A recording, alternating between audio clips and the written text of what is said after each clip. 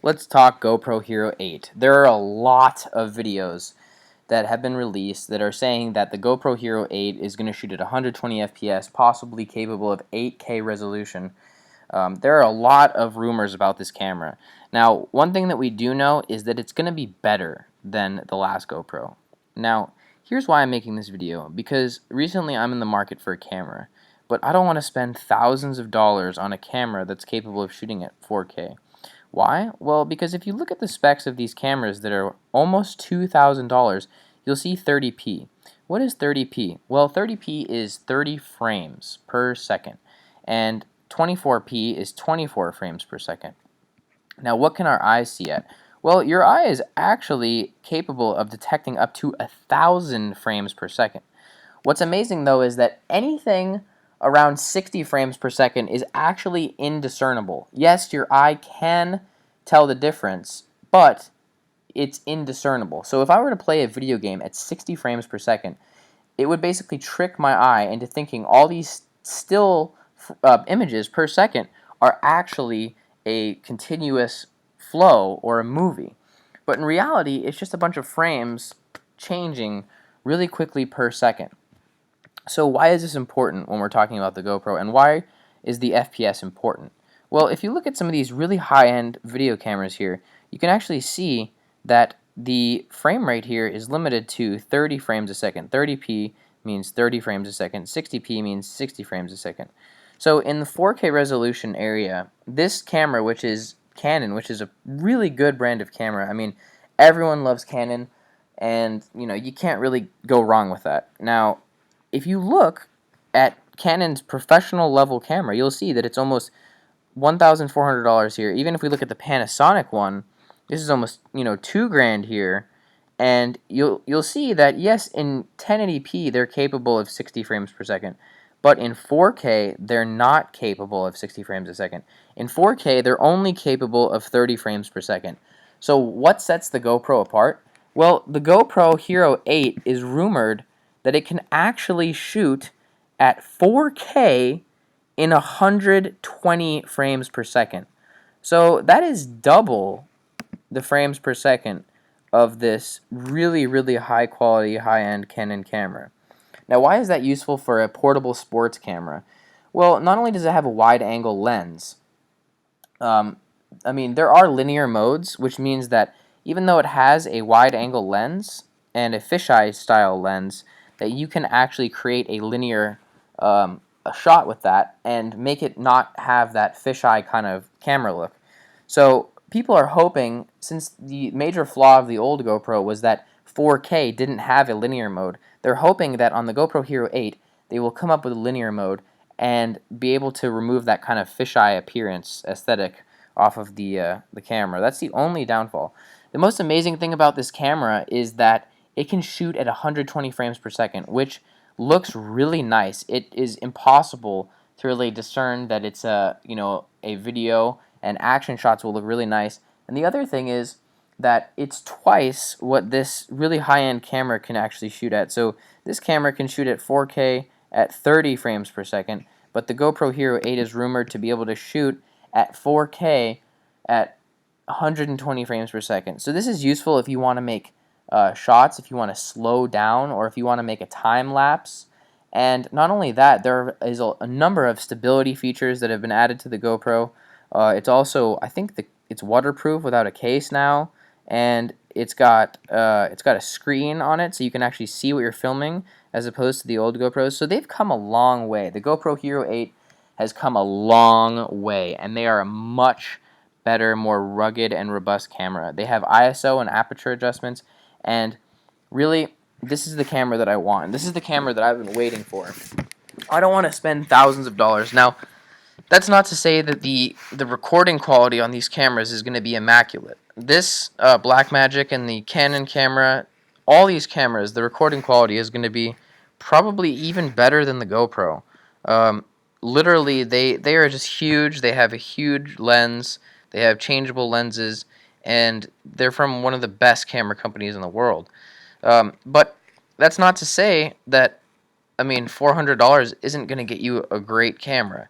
You can get an amazing GoPro, which is actually more capable than these really high-end cameras. I'm not saying that the video quality is going to be as good or the lens is going to be as large or removable or changeable or anything like that. I'm saying that for slow motion, the GoPro actually can shoot at a slower motion, the new GoPro, than these really expensive cameras. So it depends on the purpose.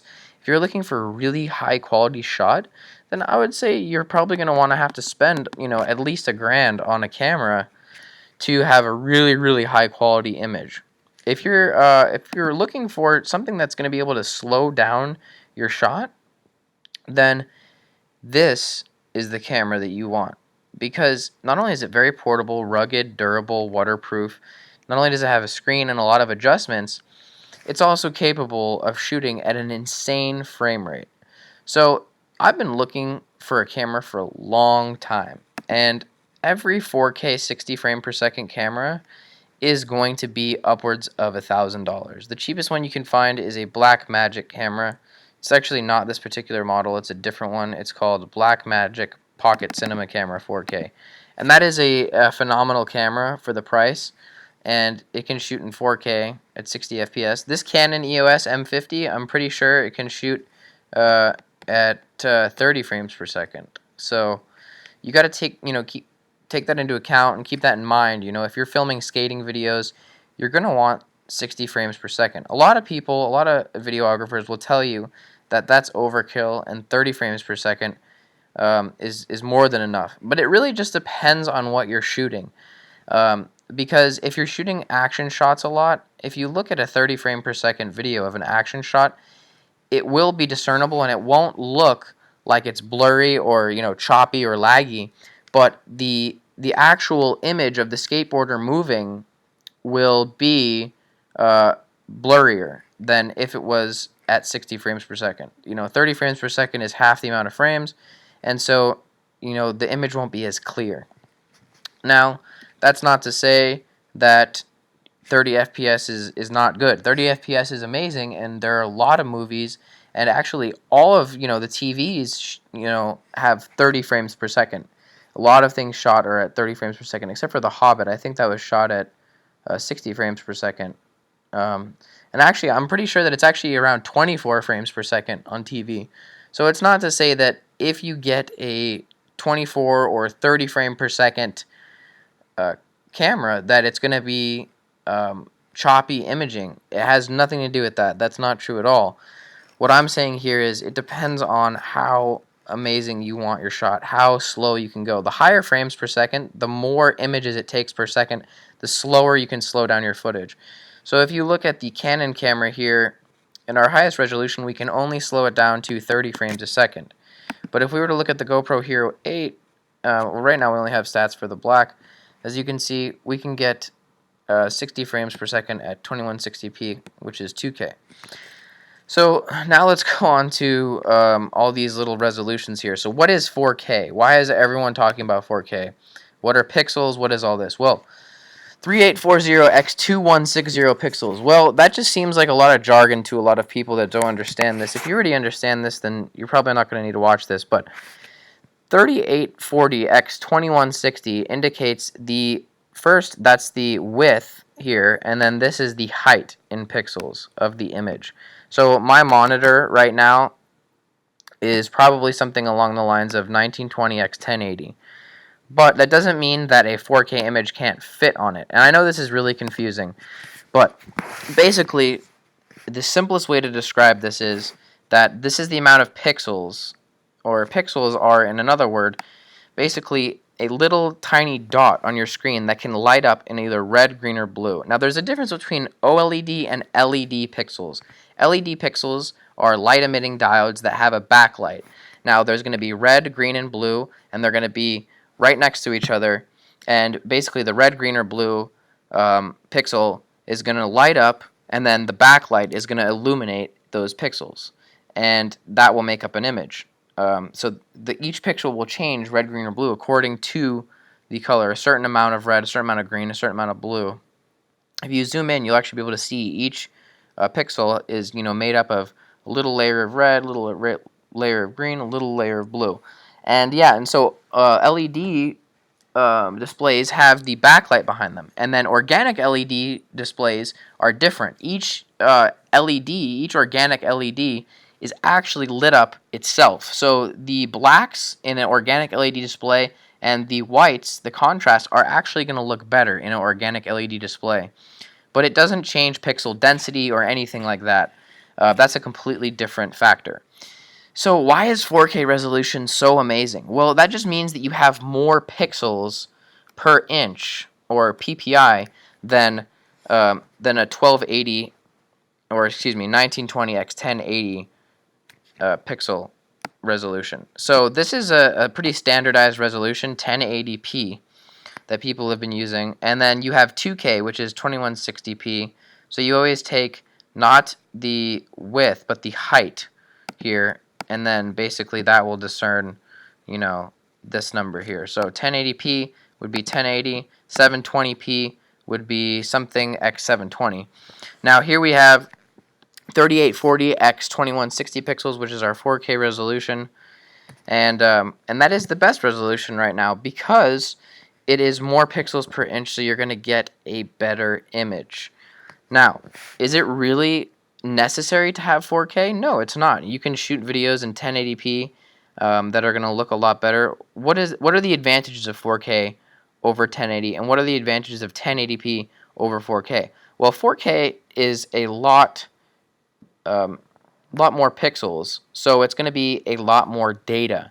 So it's going to be a lot larger of a file, and if you don't have, if you have an older computer, you don't have a solid state drive, it's going to be annoying to process a 4K video and upload it and download it all the time, depending on your internet speed, depending on, the type of hard drive you have, the age of your computer.